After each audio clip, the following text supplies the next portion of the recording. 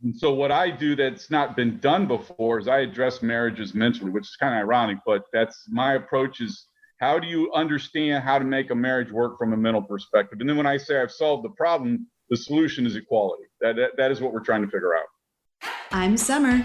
And I'm Mike. And we got married with children. It's been 12 years since we got this gang together. And we're still running the rapids of living with a blended family. And sometimes that is just not easy. If you're looking for support and tools when it comes to divorce, step-parenting, co-parenting, and giving it your best, you're in the right place. We're talking about everything. You ready to get this party started? Always. You're back with me again. Ta-da, I'm back. I love it when you're with me. I love being with you. All right. Tell me. Guess what? What? You know that book that you love, The 5 Love Languages? Yes, I do. You super love that book, don't you? It was a really great book. You think it has all the answers. I think it had a lot of answers. What if I told you it didn't actually have all of the answers? So I think it's fun when Summer leads. She's like, hey, come on, sit down. We're going to record real quick. What are we talking about? You'll see.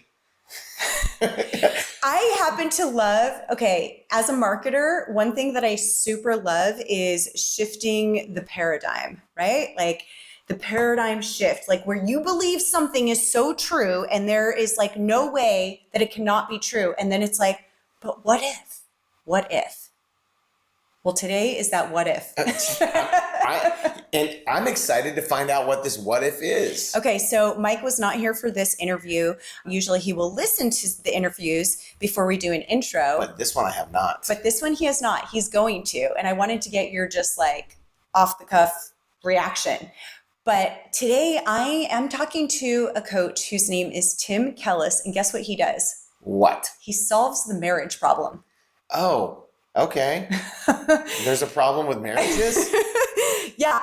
It's why a lot of people get divorced. Oh, he's fixing the problem with marriages. Exactly. He fixes the problem within marriages that causes people to break up and get divorced. And as you know, there's a real high number in terms of second-time marriages who get divorced, right? I think statistically higher than first-time marriages. It is. Yeah. You know why? Because there's so many more issues and there's baggage, right? There's a lot of things. Sure, there's all that stuff, and you've already broken the seal. You're like, if I got divorced once, what's a second one? Yeah, I think sometimes people do think that, right? Well, here's the deal. There's a reason why people are getting a divorce, and Tim and I are talking about that today. He goes deep into Freud and psychology and Jung and all kinds of stuff. It's actually really fascinating because I had no idea. I knew what we were talking about and I was so excited to have him on the podcast, but then my mind kept getting blown. And then what was even cooler was how simple the solutions were. And then he talks about some couples that he's worked with. And I think a lot of you listening right now are going to go, oh yeah, that's me. Oh yeah, I could do a better job at that. Oh yeah, I've totally made that mistake. So it sounds like to me that if you're hoping to get divorced, don't listen to this podcast. Exactly. This is great though. So whatever stage you're at, even if you're just thinking of getting married the second time, if you're wondering why the marriage went wrong the first time, if you're going through some hard times now with your partner, you're going to get so much out of this. And his energy is so fantastic. I love when I talk to people, actually most of the people that I talk to, especially when they are coaches, have such passion about what they do. And I love that about Tim because he is just so gung-ho about what he does. And it's because he gets results. So this is such a fabulous interview. And if you're ever wondering what it is that could possibly make your marriage go south, you're gonna figure that out now, and you're gonna understand how to stop that. Are you ready? Take it away. Let's go. Hello, Tim. Welcome to the show. So grateful to have you here today. Thank you very much, Summer. And I can't tell you how much I appreciate you giving me the opportunity to come chat. This is going to be a great conversation. I love talking about, I've solved the marriage problem. So I teach couples how to create lifelong marriages. So it's pretty cool. Well, this is so huge for our audience because, as you know the stats on second marriages in terms of their success rate or not success rate. Yeah, 70% of second marriages end in divorce versus the national average of 50% for first marriages. So And that's a pretty scary number, especially if you're just entering that where you've already gone through a divorce, and to think of that happening again, and especially for a lot of our listeners when there's kids involved. So the big question is, how do we make this work? How do we keep all the love alive and not tear another family apart? Because there's a lot of strain and there's a lot of pressure and there's a lot more challenges that you're dealing with when it comes to blended families, because now you're dealing with your current partner's ex, you're dealing with kids that you didn't have before, and new in-laws. I mean, there's a whole slew of it. So first, I'm so curious to hear, why do you love talking about this? Why did this become the thing that you do? I know that you've helped so many couples, but how did you come into this? Yeah, that's actually a great question, because as it turns out, I don't have a psychology background, and that turns out to be important. I actually have an engineering degree, an MBA, and I was the first semiconductor analyst on Wall Street to focus on the communications market. So very, very analytical, and that's how I approached it this way. And then the other part of my background actually just turns out to be important. But when I was 12 years old, I told my mom I wanted to be a Catholic priest when I was 12 years old. And then I discovered girls. So that career path kind of got derailed. But the point and reason why I bring that up is what I basically realize I'm doing is I'm combining, because there's such a, quite honestly, for lack of a better word, there's such a spiritual component when relationships are working. God and all that other stuff. And I'm talking a lot about that. I get into a lot of that conversation. But the point is that the height of the market, when I was working on Wall Street, I met this girl that I thought I was going to spend the rest of my life with. In fact, we'd known each other for 8 years, but she always had a boyfriend. I always had a girlfriend. But we got together, and just like, if you and your husband did, like most couples, when they meet and they realize they've met the one they're looking for, it happens so quickly. Somebody I just never looked at romantically, and then I did, and we just got together very quickly, and it was awesome. It was unbelievable. I mean, this girl, we were going to spend the rest of our lives together, but then we started fighting. Yeah. And then I started trying to figure, I'm analytical. I'm not judgmental. My mind always goes to what's the problem and what's the solution. But more importantly, quite honestly, Summers, when we went to the therapist, and I realized that the therapist wasn't helping, that's when it really got me that I needed to take on this project myself. So I literally spent 2 years researching and writing my book, about 20 years ago. I've been working on this project for about 20 years. And it in fact, just to give you a sense of the depth, have you ever heard of Carl Jung? Yes. Okay. So for anybody who's listening to this and do not know who Carl Jung is, Carl Jung was 19 years younger than Freud. Freud looked up to Jung so much that he not only considered him his heir apparent, but his son. And as we all know, Freud's foundation still is the foundation of the psychology industry today, is that sex is what motivates us. It's not true, but Freud said it, the industry followed it. But Freud and Jung had their famous breakup, their professional breakup in 1912. And Jung went much further than Freud did in figuring out how the mind works. In fact, one of my objectives is to finally replace Freud with Jung. So 20% of my book is a summary of his autobiography. I mean, what I do, just so you know, Summers, what I do that's unique is I address marriages mentally. And believe it or not, that's never happened before. Just think about like the 5 love languages. It's all behavioral advice. Yeah. And so what I do that's not been done before is I address marriages mentally, which is kind of ironic, but that's my approach is, how do you understand how to make a marriage work from a mental perspective? And then when I say I've solved the problem, the solution is equality. That is what we're trying to figure out. I love that. One thing you said that stood out is the therapist. And I think that it's a big, scary thing because, like you said, if there's people that have gone, they've spent a lot of money, they've spent a lot of time, they're telling their story, and then nothing happens and they haven't been helped. And it's so frustrating. And it's why a lot of people are like, I'm not doing it again, I'm not going in the first place. You just hit on a topic that I can't get too much. I will, because I am actually disclosing why that is the case. What I'm doing is I'm explaining what we get from the psychology, and it's still the biology theory that we're animals. That's still the foundation of the psychology industry today.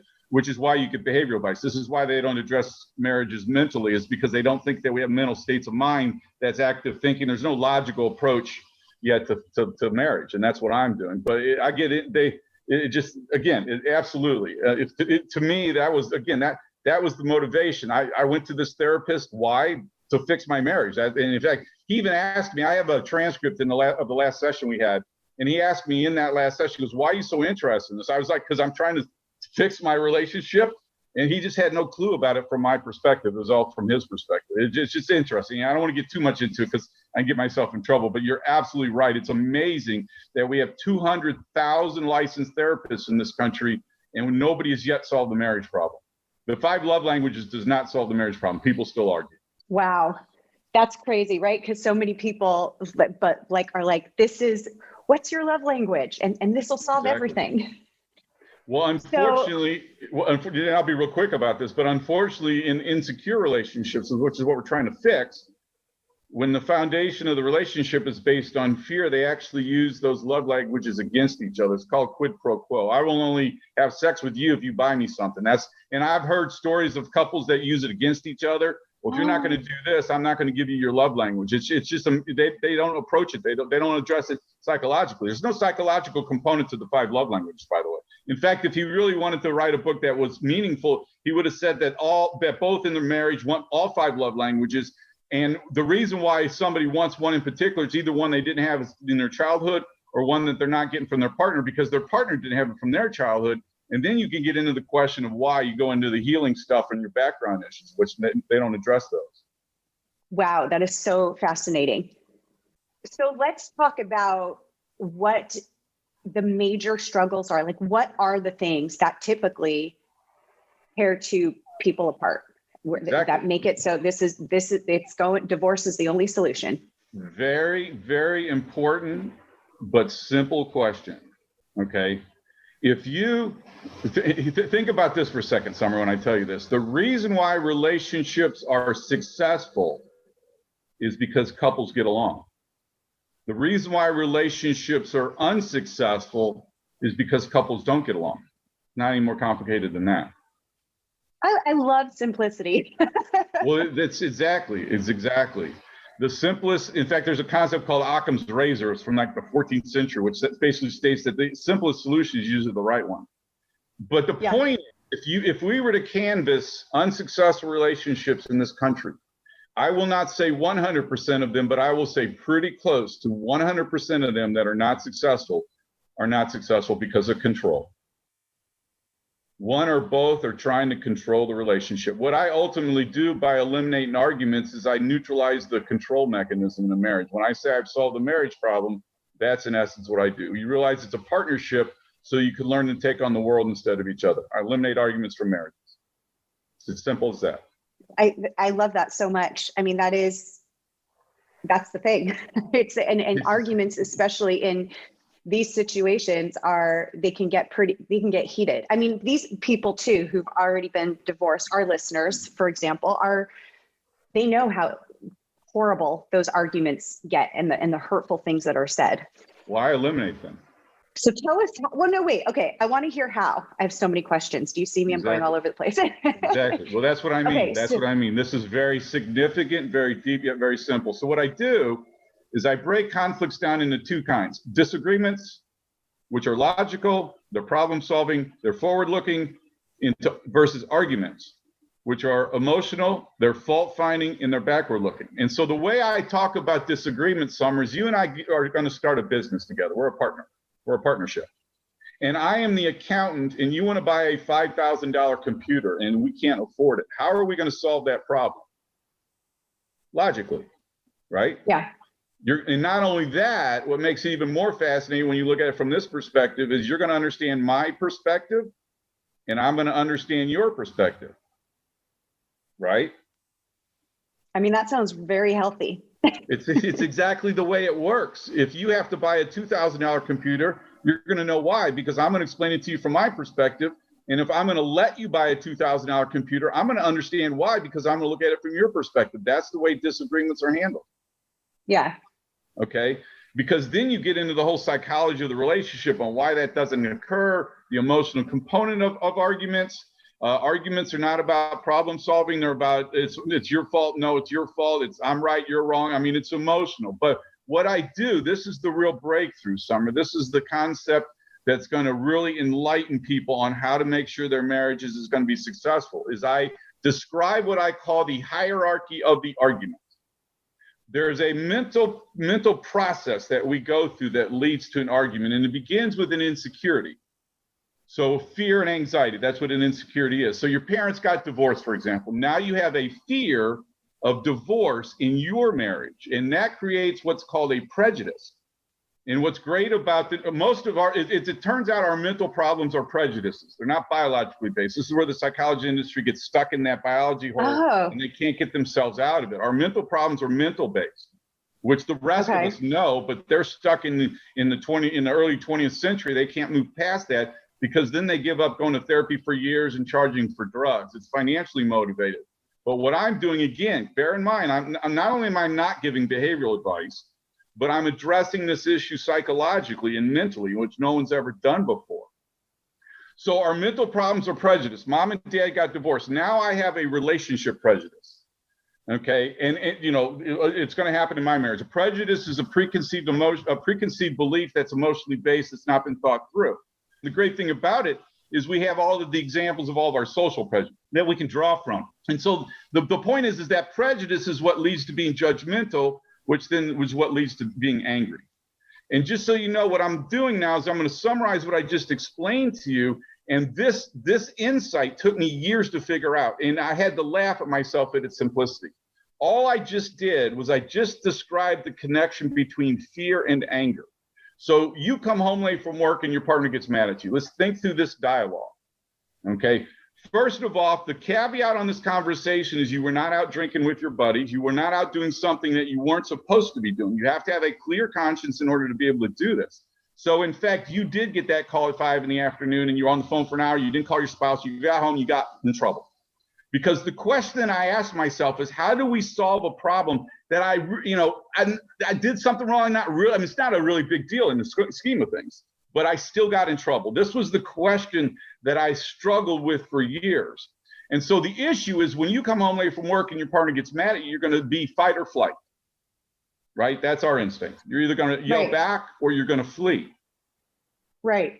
If you weren't doing anything wrong, what you'll realize, it has nothing to do with you coming home late from work. It has to do with self-esteem issues, with abandonment issues, with mom and dad got divorced issues. It has nothing to do with the person that you're angry at.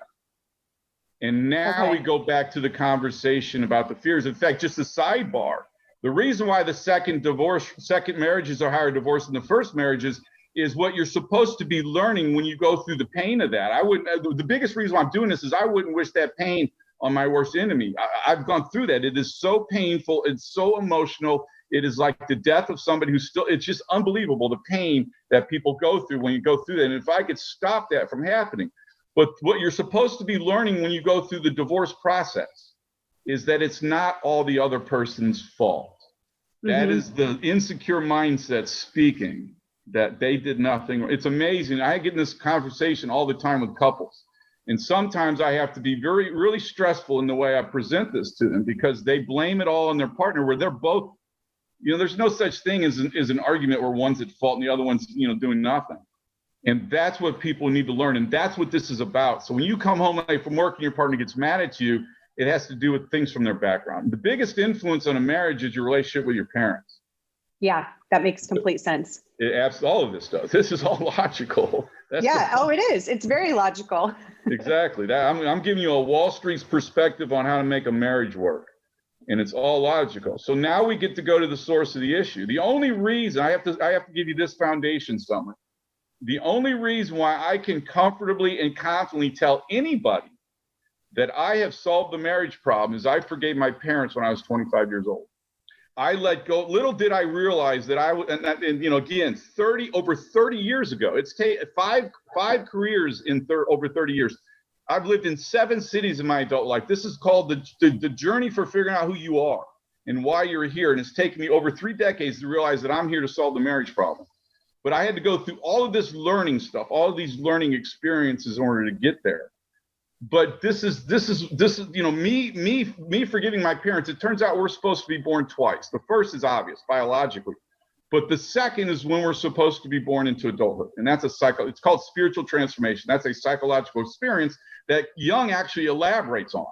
And he had to go through a whole series of research. And I won't get into details of this, but Gnosticism, the spiritual alchemy to the current psychology, in order to understand this notion of spiritual transformation. This is what we're all trying to figure out in this age of individuality. That is the journey that we're all supposed to be on right now. Right. And when you learn that there's a fear, so what you do is when you come home late from work and your partner gets mad at you, you turn the conversation around, sweetheart, I love you. What are you afraid of? Oh, sweetheart, it's, eventually you'll get them to be able, what you're supposed to be doing is creating a judgment-free zone in your marriage so that you and your partner can bring up these things about your past that you're not so comfortable to talk about. That's called growing together. Yep. When you create a judgment-free zone, you're both able to share these things that you may not be so proud of, knowing that your partner's not going to think any lower. And that's a big thing that I teach too. God don't make no mistakes.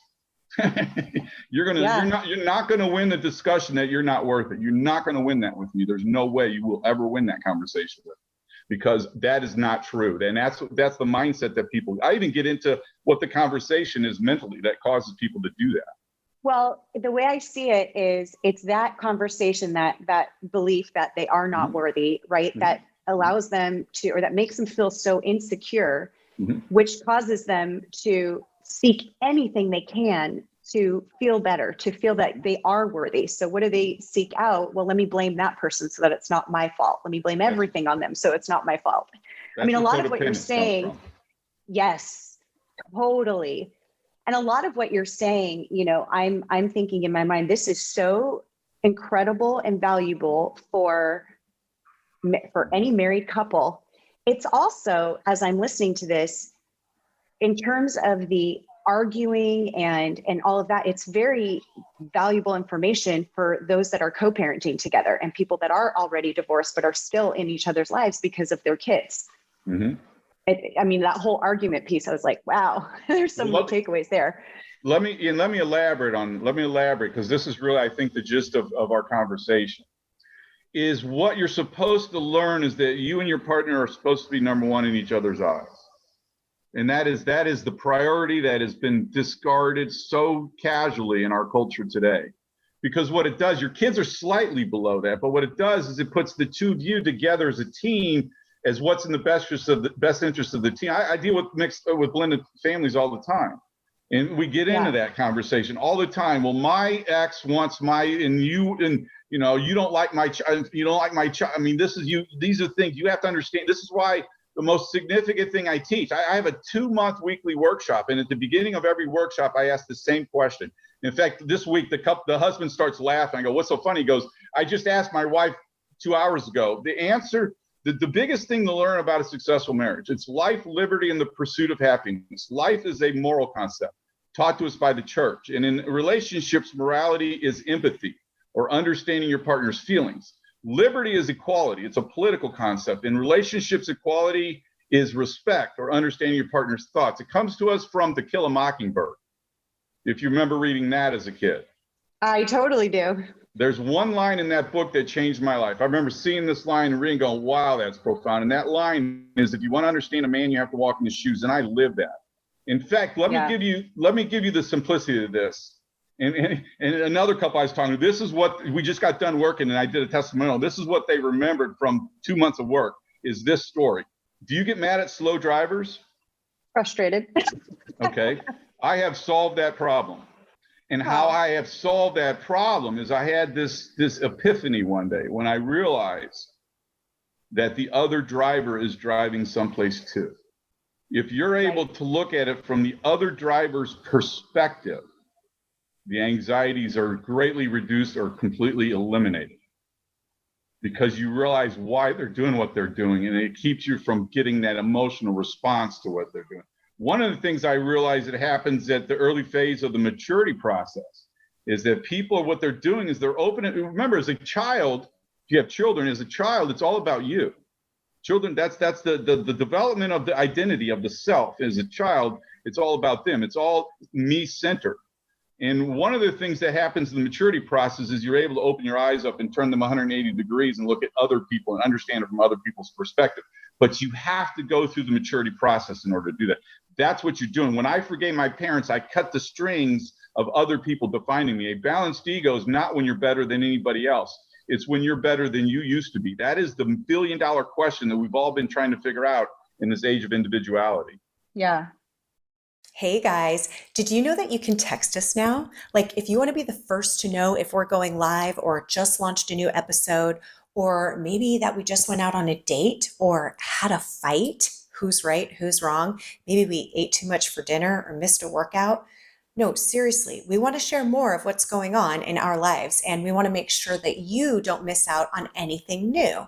So send a quick hello to 760-389-3722, and let's stay connected. All right, back to the show. It's so, one thing when you talked about, they're driving someplace too, it reminds me of that, making assumptions and assuming that people are out for the worst, or it's like, that person just pulled into that parking spot right before you, the nerve of them, right?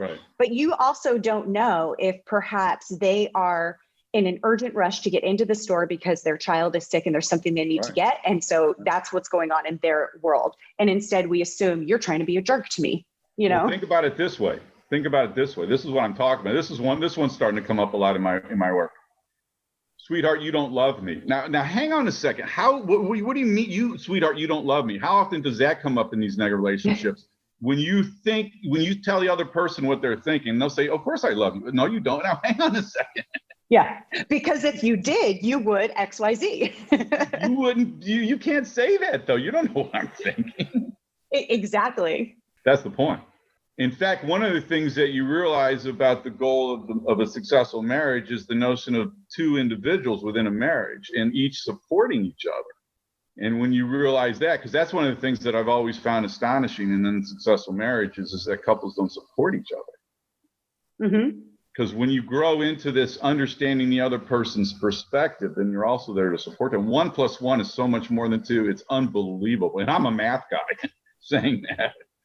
Yeah. But 1 + 1 is so much more. You take on the world instead of each other, your life is going to be in a path that you cannot even imagine if you're in that mindset of I'm right and he's wrong or she's wrong. No, I absolutely agree. Well, you're building a psychological prison is what you're doing in the marriage. Right. And I feel like this relates to this because a lot of that seems to come from fear, right? And you said back to what you saw in your parents and fear of rejection and that fear causes us to, spiral. And another thing that is a pretty big deal, especially it's in all relationships, but another really big deal when it comes to second-time marriages with other kids involved is the topic of finances and who should be whose, or I don't agree with, what you're doing, or I don't want to save that much for so-and-so or whatever. There's so many differences of opinion that can also, lead to tension. And I love, what you said earlier in terms of really understanding each other so that the arguments don't happen. Right. But what is your advice in terms of, when you might understand each other, but like you really disagree about something like money, for example? Well, but again, here's one. I want to buy my son a car. Well, I'm not going to buy my son a car. I want to do this. Well, I'm not going to, or college. Those are the type of things that we listen to the word you're saying. Listen to I am. Right. I am. Yeah. Okay. That is the point. And bear in mind, your question is extremely more complicated because of the mixed family. Right. Okay. Obviously. Okay. But it goes down to the basics. Remember, it's not the issues that are the problem, but how you handle the issues that are the problem. Yes. Okay. It could be finance, and that's so sex. key. It could be whatever. It's whatever, but the solution is still the same. Is you two are a partnership. Finances, I'm a math guy. So the great thing about me, and I'm a Wall Street analyst, I can talk finances for hours. And the great thing about finances is it's all logical. What is in the best interest of the partnership? You can't do anything financial unless it benefits the partnership. And the partnership includes happy children. Okay. If your husband or wife wants to buy their child a car and you can't look at it from their perspective, how the hell are you supposed to solve that? Absolutely. You have to look at it from their perspective. There's no choice. If you want to solve that problem, you have to understand it from their perspective, particularly when it's this complicated, because then they're dealing with their ex and they're probably getting in trouble. Their ex is saying, well, you're going to pay for insurance, and no, you are. And they're dealing with this whole other world that does not even involve you at all. And if you can't see that world and understand that world, how the heck are you supposed to be respectful and empathetic of your partner in order to be able to resolve the issue? The solution is easy, Summer. It's the problems that are complicated. Yeah. This is the point about all this. This is not complicated stuff. But it's the difference between black and white. It's the difference between success or failure. You either do this and your marriage is successful, you don't do it and it's not. It's that simple. Yeah. One of the things that's interesting about the way the mind works is the mind is never stagnant. The mind is either growing or shrinking. I call it death by 1,000 swords. When somebody says, I love you, but I'm not in love with you, that's when all the feelings are evaporated. And now we live together, we have kids together, we have the house together. The logical things there, but the emotions are all gone. And the goal is to grow love from the beginning, not to shrink it. Exactly. This is all common sense, though, Summer. That's the point. What are some of the reactions when you work with couples and you bring them this, this simple solution?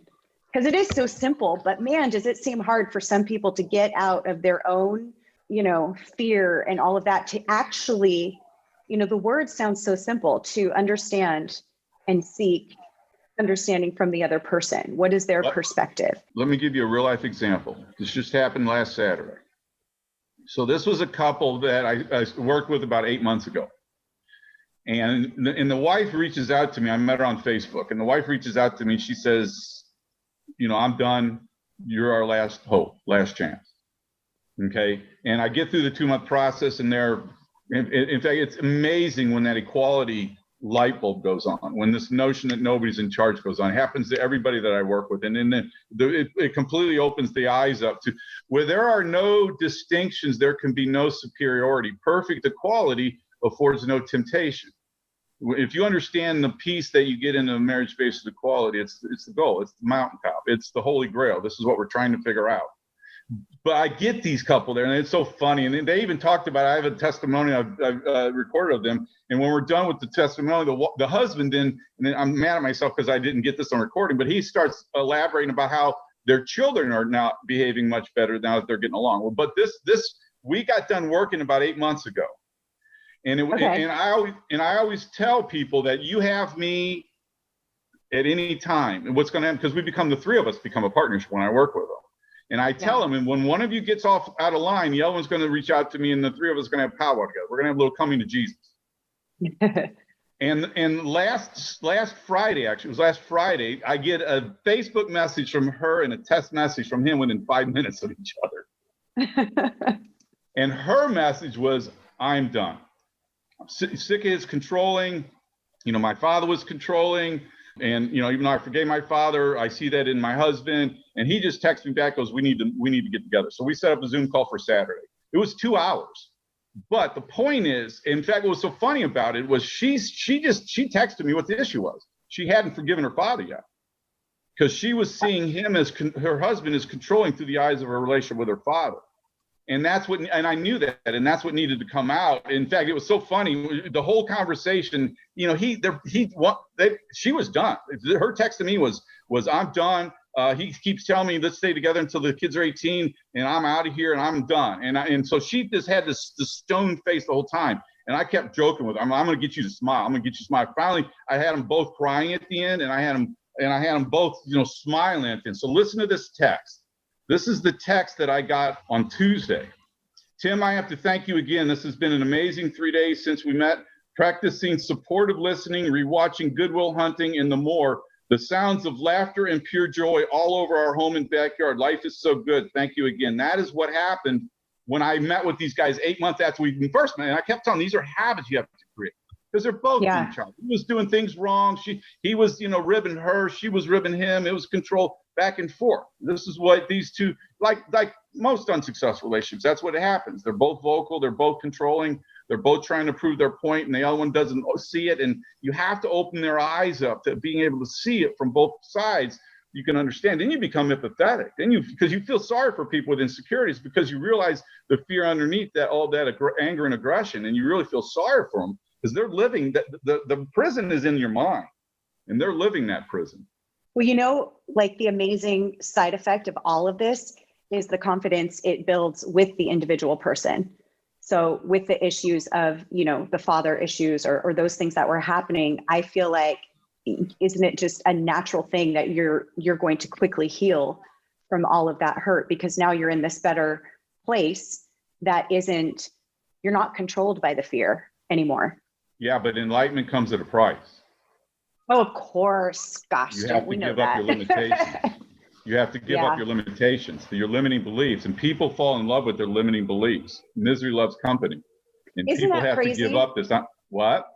I said, isn't that so crazy? Why is that? Why do people become so attached and to those limiting beliefs? Don't you find it interesting that unhappy people get upset when somebody who's happy is happy around them? Right. That's what very happens. Interesting.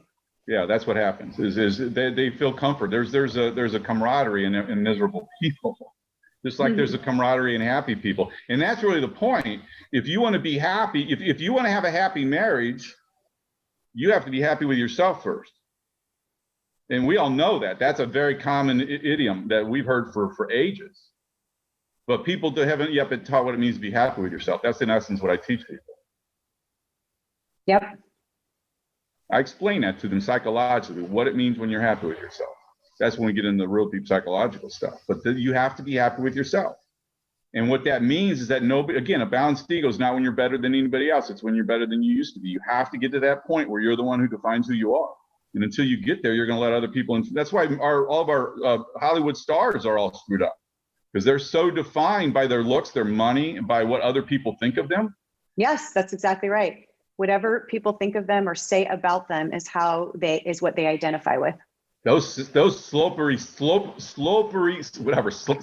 slippery slopes. sands, slippery slopes of the sands of that lifestyle is why people get really imbalanced when they're defining their definition of themselves from other people.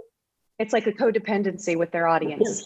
Yeah, exactly. So you have to become an independent person. This is what it's about. Yes. We used to be defined by the group we belong to.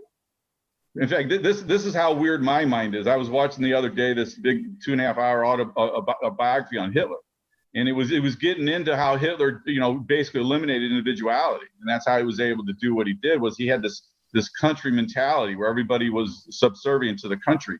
That's the way we all used to define ourselves, and that's the way governments and religions could take advantage of us to go send us to war. But we're breaking free from that. We're now creating this age of individuality thanks to our system of democracy. Let me explain what I'm talking about, Summer. This is what this is all about.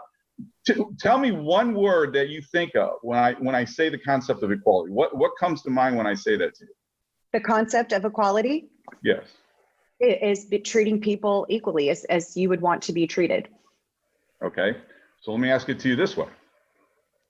If you were a slave and you were in bondage and you were owned by an owner, what do you think equality would mean? Let me be free so I can be just like, live a life like you. Yeah. Equality means freedom. Right. That's what equality means. It means you have the freedom and your partner has the freedom as well to develop into who you're supposed to be. Right.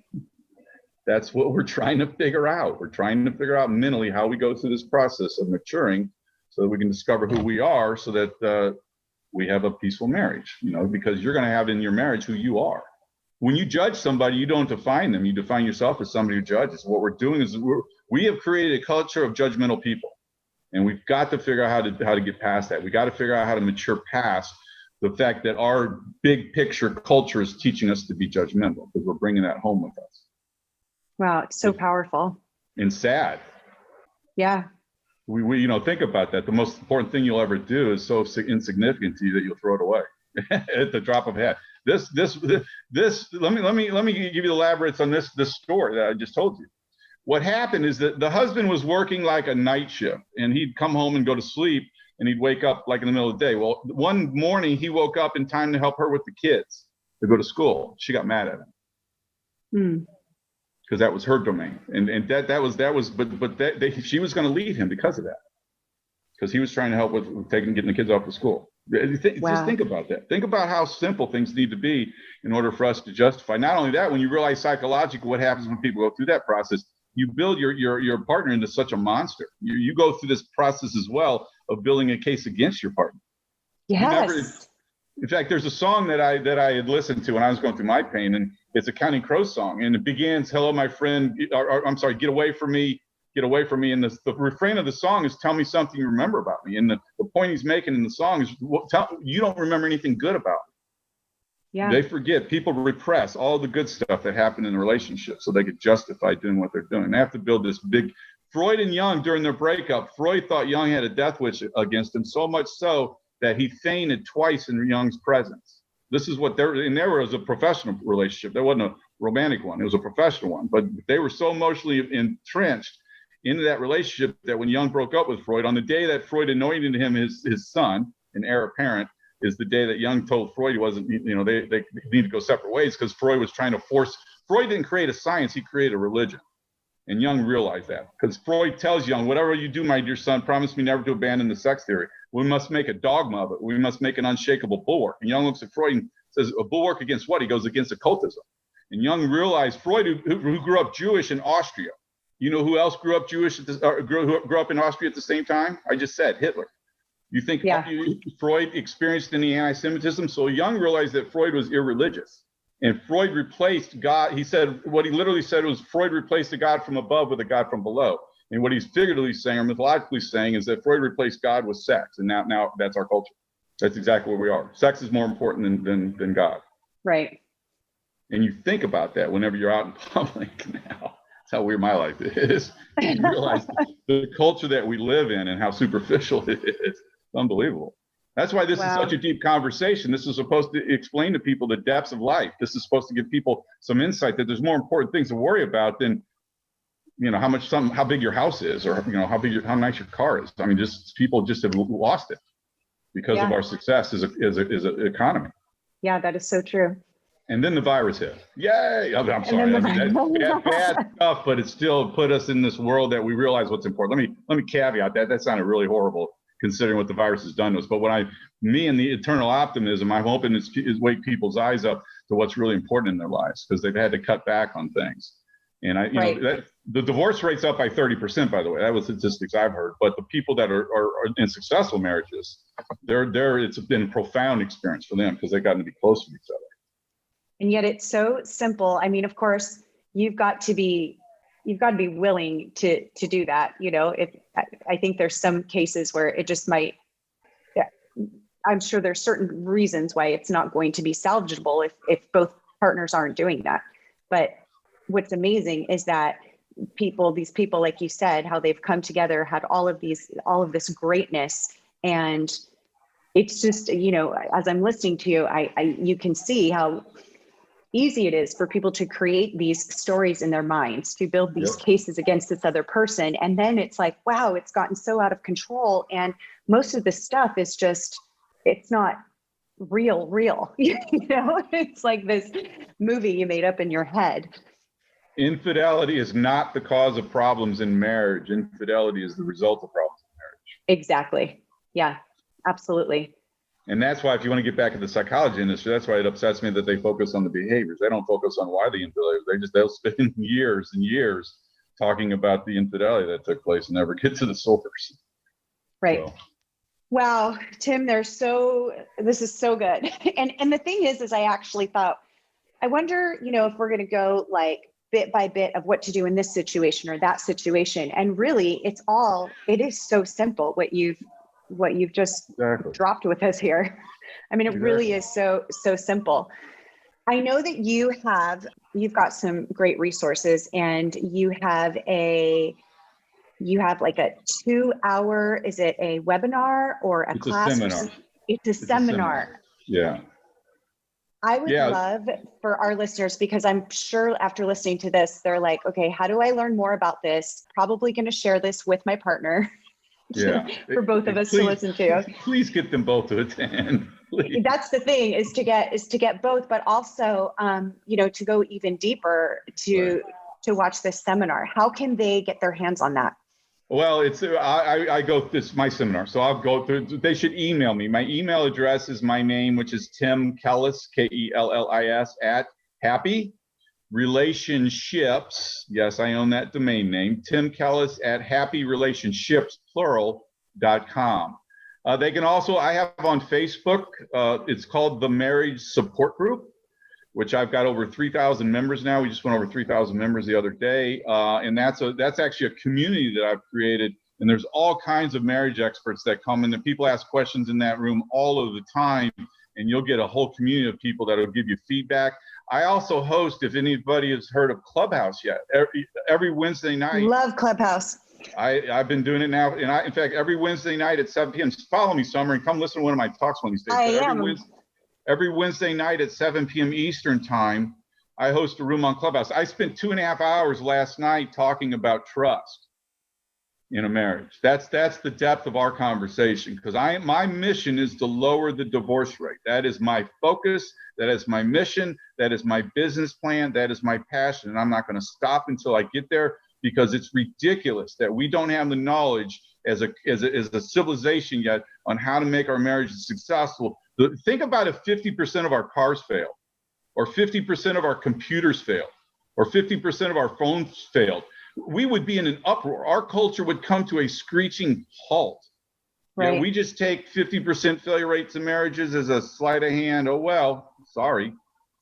It sucks to be you. I mean, it's just unbelievable that people this is the most painful experience that somebody will ever experience, other than obviously the real death of a loved one.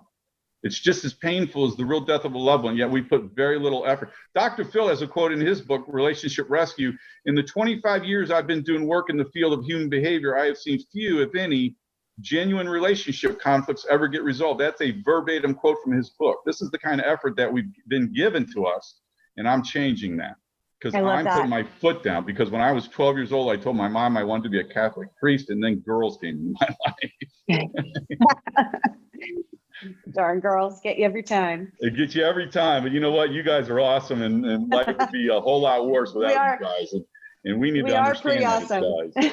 What? I said we are pretty awesome. You guys are beautiful works of art, as far as I'm concerned. Women are beautiful. I mean, women are works of art.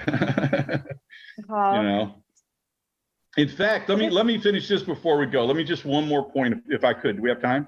Yeah, go for it. Okay. So here's the biggest takeaway. Okay, we were just joking about this, but my personal experience, about 90% of the people that I interface with are women, and about 90% of them, when I reach out to them, tell me their husband's not interested in getting marriage guidance. Understand that's because the message that we've gotten so far, that men and women are from different planets, is not logical. So men are really afraid of things that are more emotional based. So you have to be cognizant of that when you're trying to approach your man. That's why you have to address it from such a loving, hold both of his hands, look him straight in the eyes, and tell him that you love him more than anything in the world, and I want this to work, and we got to figure this out, and let's put some thought and effort into this. Let's invest something into our marriage so that we can figure it out. Because the biggest thing to understand is the biggest hole in our culture of marriage today. In 1970, less than 1% of all law and medical degrees went to women. By 1990, that number was over half. There's no questioning that women are logical. No questioning that. I will tell you what happens when the relationship's not working. The reverse happens. But in a general statement, women are just as logical as men are. But it's still considered a weakness for a man to be emotional. We've got to figure out how to overcome that stereotype. Yes, absolutely. We have to get men to open up their emotional side so that they can relate to their women. Until they do that, they're not going to be relate to them. This is a big, big thing that I do. And when I'm done working with couples, that man's a much more emotional guy, and so he can relate to his wife.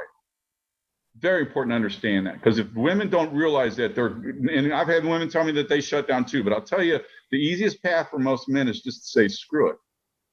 And you don't want that. You got to keep that from happening, because once that happens and that becomes a habit, you have to solve every problem in your marriage, or you create what are called psychic lesions, which are holes in development that don't. If intimacy is an issue that every time one brings it up, it leads to a fight, You quit talking about intimacy, and that becomes a hole in development. You should be able to talk about intimacy as comfortable as you talk about your grocery list. Right. That's how good you're supposed to be able to communicate with your spouse. But whatever you get angry about and don't solve, that issue becomes a non-event, and that never gets solved, and it becomes a hole in your mental development. Yep, that is true. And I'm sure that people listening can relate and, think of times and see themselves in all of this and everything we've talked about today. Yep. But bear in mind that you have not heard a word of fault finding in this entire conversation. So how do we solve this thing? And that's the way that couples are supposed to approach it. Summer, we have a problem. Let's figure it out. Okay, you sit there, I'll sit there. In fact, I have the best advice I got on Clubhouse. This guy comes and says, my wife and I came up with disagreement. We can't yell at each other and we can't leave the room. I like it. Just set up the rules ahead of time. Well, the goal is not to find love. That's the easy part, as it turns out. The goal is to find the barriers that you've created to keep you from opening up to love. That is what you're supposed to be doing psychologically. Mm-hmm. Yes, so good. So yeah, thank you very much. So yeah, it's exhausting for me to talk about too. Oh no, this is so good, and it's just so simple. By the way, we'll say your email address one more time, but we are going to have all of this in the show notes as well, and the link to the Facebook group. But it is Tim Kellis, TimKellis at Happy Relationships, plural. Tim Kellis at happyrelationships.com. Perfect. Oh, Tim, this was so great. Thank you so much for doing this with me today. Listen, Summer, I can't thank you enough. Again, you realize this is why I'm excited about this. I mean, I'm going to lower the divorce rate. That's my goal. That's my objective. I believe it. And I'm passionate about that because I'm putting my foot down. Somebody's got to put their foot down. And this is the whole point about my Wall Street background. I have the analytical skills to be able to discuss this. And please, it's something that we need to understand. So I can't tell you how much I appreciate you giving me the opportunity to share this. And I hope everybody finds it helpful. Please reach out to me. It's no big deal. This is a judgment-free conversation and will always be a judgment-free conversation. Genius. I love it. Thank you, Tim. Thank you, Summer. Appreciate it. Thank you so much for listening. And we like to say, if you enjoyed this episode, share it with someone you love and be bold enough to share it with someone you don't. See you next time.